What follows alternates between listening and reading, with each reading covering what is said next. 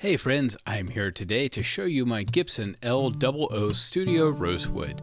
This is a beautiful little guitar, and I've become a fan of these small-bodied instruments for a while now, and just wanted to share this one. I am actually thinking about letting this one go because I'm such a fan of my 00 Martin, and they are distinct guitars, but they're similar enough that it might be time to move on. So anyway, this is a Sitka spruce top, rosewood back and sides, and you may notice that in the name of the guitar is L-00 Studio Rosewood. The implication there being that the L-00 Studio comes in different woods, which in fact it does.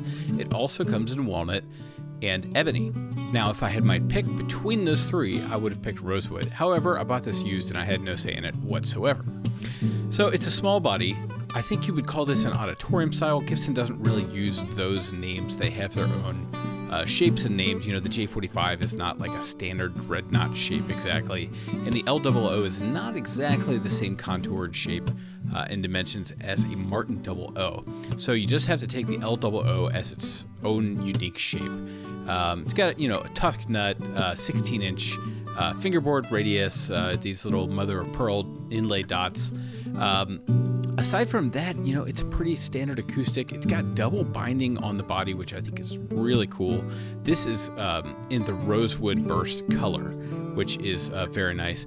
And then you will notice later at the end of the video, I will play some of the undersaddle Piezo pickup, which is a LR Baggs pickup, but I despise Piezo pickups.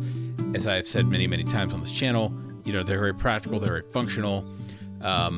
But I just don't like the way they sound. I like putting my own pickup at a guitar. So if this were a keeper, I might even swap out the pickup for something else. There are a few things that you know, I like and dislike about this guitar. So quickly, I'll go through the pros and cons. Pro, plays great, sounds great, looks great. Con, the neck is like it's just a chunkier baseball bat style neck than what I'm used to with Martins. I'm not asking Gibson to have a Martin style neck. That's stupid. They should have their own neck profiles. I just have grown accustomed to the Martin ones. I'm not saying they're better. They feel better in my hand. So it feels a little chunky. You know, it feels like you're playing a bigger guitar than you are. And then you look down at yourself and you say, oh my gosh, I'm a giant. Look at this thing. One cool thing about this is I love when they do this proper N-pin jack. It is an N-pin jack that has a separate spot for your 1/4-inch cable to go in. That way, when you're, you know, pulling the cable in and out, or you're messing with your strap, one is not affecting the other. You're not pulling them out. You're not putting strain on your strap peg just by adjusting the cable, or vice versa. What I always find baffling about these guitars is that it has no second strap button. So they put the first strap button there, and they even put the electronic pickup in. So they're like, you know, we're not Martin, we're going to put electronics in here from the get-go. And, you know, we just acknowledge that's what modern players need. But for some reason, they envision a modern player that needs a Piezo undersaddle pickup for on-the-fly gigs, but they don't envision someone who would wear a strap, or at least not one that, you know, doesn't pull on the neck and tie behind the strings like it's the 60s. So just a small irk.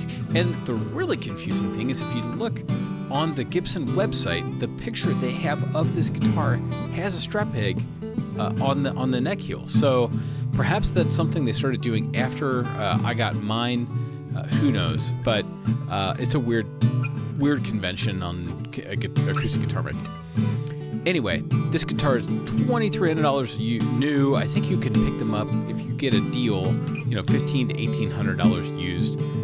Very nice guitar, very well worth it. Comes with a hard shell case, which you cannot say about many guitars, acoustic or electric, under $2,000, which is wild to say in 2025, but that is true. Most instruments will end up costing you that much money and not have a hard shell case.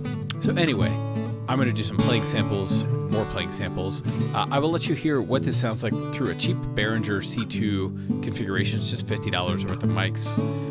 And then I will play that raw, play it with a little bit of EQ work done, just nothing fancy, but just in Audacity. And then at the very end, I'll play some of the same riffs, but using the direct out undersaddle pickup system. And I think you'll notice that even a $50 Behringer mic sounds much, much better than the undersaddle. Then again, some people really like that piezo clangy nasally sound. I associate it with like, you know, old guys playing in like local coffee shops or wine places.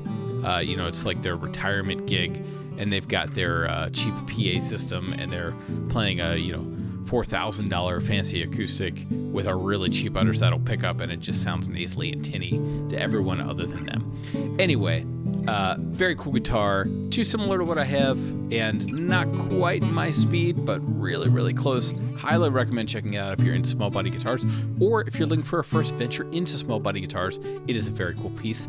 Anyway, thanks for listening, thanks for watching, and I'll see you next time. Also, please like and subscribe.